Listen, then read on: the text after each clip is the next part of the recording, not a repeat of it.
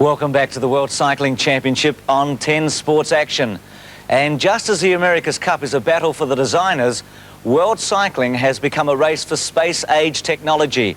This week, the Japanese try to introduce a new ultralight wheel with spokes crisscrossing in lattice fashion, but the authorities banned it. However, the space-age gadgetry has become part of every nation's weaponry. But in light of Alexander Kirichenko's mishap, reporter Steve Crawley was given to ask, does the technology work?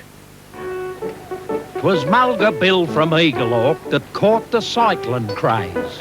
He turned away the good old horse that served him many days. He hurried off to town and bought a shining new machine. And as he wheeled it through the door with air of lordly pride, the grinning shop assistant said, "Excuse me, can you ride?" If only Mulga Bill could see what his shining new machine has become. A carbon fibre structure with disc wheels, alloy hubs and handlebars curved up like the horns of a Mallee bull. Today's cyclist chooses from a line of accessories to knock your technicoloured, water-resistant socks off.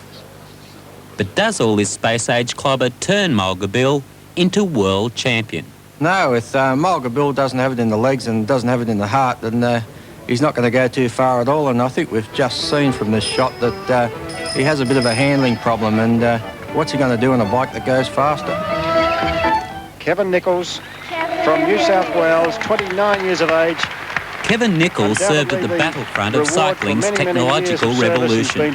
He was an Aussie gold medalist in team's pursuit at the Los Angeles Olympics, where the Americans introduced the amazing disc wheels. The cycling world was stunned when from under the Star-Spangled Banner burst Steve Hegg to win the individual pursuit on a bike from Disneyland. But all the technology in the universe didn't help the Americans in the team's pursuit final.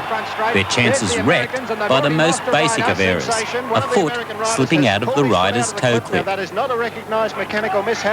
cycling sensation of the Seoul Olympics was the East German Superbike, a mean-looking black number designed to slice through the wind. But again, the technology failed. In a semi-final of the individual pursuit, the East German Dittart was blown away by Australia's Dean Woods. Yeah, I think Dean Woods has got this one. So, whether the technology helps or not, Alexander Kirichenko's misfortune this week has underlined the lesson Mulga Bill learnt long ago. However sophisticated we become, you still need a bit of luck. As an Olympic gold medalist, what advice have you got for Mulga Bill? Stick to the horse. And then as Mulga Bill let out one last despair and shriek, it made a leap of 20 feet into the dead man's creek. I think Mulga looked a reasonable swimmer there. Perhaps he's in the wrong sport. Let's look at...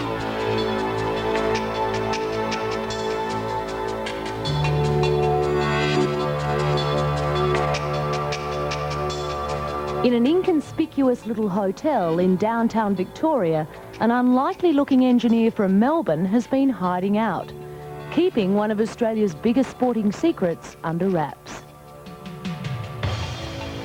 18 months in the making, it was time to let the Subaru loose. And where better than Juan de Fuca Velodrome, with a couple of Australia's top Commonwealth Games cyclists on board. Dual Junior individual pursuit world champion and record holder Brad McGee, and Stuart O'Grady, Barcelona Olympic silver medalist and member of our bronze medal winning pursuit team at this month's World Championships in Sicily.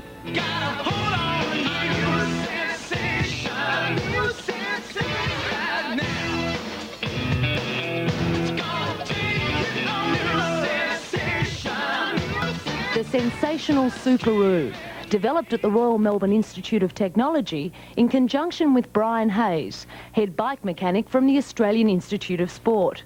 An aerodynamic masterpiece made of carbon fibre, not only extensively wind tunnel tested, but it's been through the water too.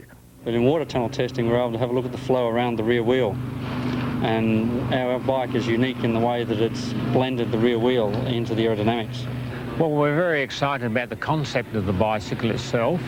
And certainly the test I asked for before, that it's proven to be to the value of about 5% less requirement of power. The result? Well, consider McGee's top track time of 55 kilometres an hour. On Suparu, he has the potential to increase that by 3 kilometres. And in an event where hundredths of a second separate qualifiers from gold medalists, that's mighty impressive. Today was Judgment Day.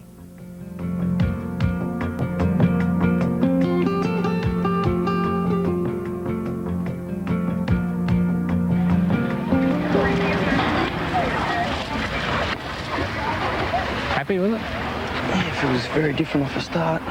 Yeah? Really In what way? Very solid? No, it was like no control type. Yeah. It felt really smooth once it was up and going. Yeah. No problems. But how secret was this secret weapon? I've been kind of looking at it, yeah. It's pretty impressive. Very impressive. Yeah, like just I think my jumps and my warm-up were a little bit faster because just having these guys around. By the end of today's session, a decision was made. I have a lot of respect for the judgment of these guys, in particular Stuart. Stuart's fairly experienced by now, and we rely on their opinion on the bicycle. And what you look at the manoeuvrability and the management of the bicycle and how it reacts to them. I think it was great. You know, it was really solid, no movement at all. It gives a really different ride to a normal steel frame, but I was happy with it.